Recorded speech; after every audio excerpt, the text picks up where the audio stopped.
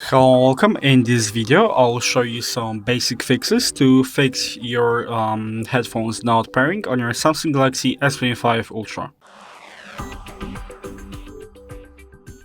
So, the first fix that is also applicable to any tech endeavor is turning the Bluetooth off and on back again, and this will fix most of the problems in many cases.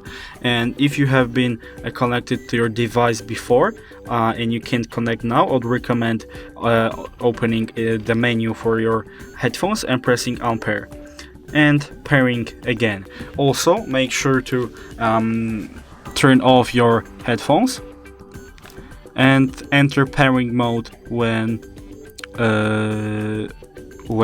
you want to pair again, because I would recommend pairing your headphones cleanly again. And if these solutions doesn't work, I would recommend opening up settings, and now you have to find the general management tab right here, and here we have to find reset and scroll down until you see reset Wi-Fi and Bluetooth settings.